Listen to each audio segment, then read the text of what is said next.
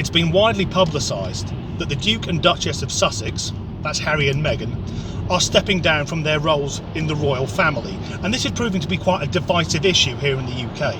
Some people are saying that Meghan has been hounded by the press because she's American and that she's mixed race, thus proving what a racist country Britain still is. They stop short of wanting everyone who's read the Daily Mail to be took in the street and publicly flogged. But for me, although some less than favourable things have been written about Meghan, Britain is still one of the most welcoming countries on earth. It's definitely one of the most tolerant.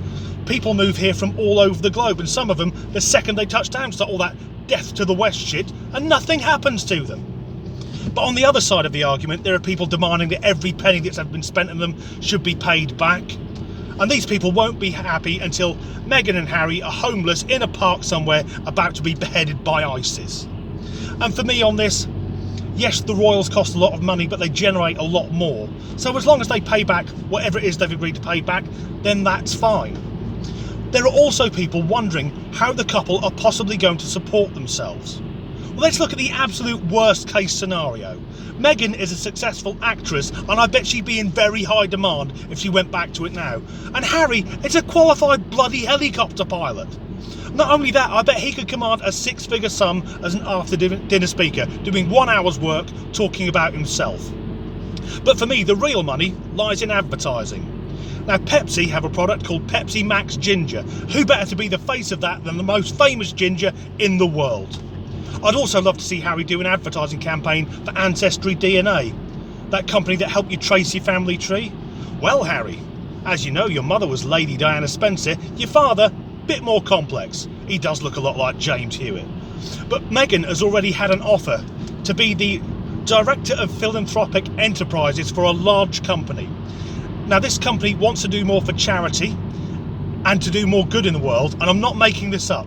The problem is the company is called YouPorn. This is a pornographic website, and no one will work with them because of what they do. So they want Meghan to be their public face. Now, if any of the royals are going to get involved in anything to do with the porn industry, I'd hope it's Meghan, because she is fit as fuck. But I quite like the idea that she could be stood smartly dressed at a lectern somewhere, explaining that the new orphanage that the company's building is due to the success of their latest film series, I know, Cock-Hungry Anal Sluts. And then they could just show a clip of it on a big screen TV behind her, which she could look at politely and, I know, maybe applaud the cum shot.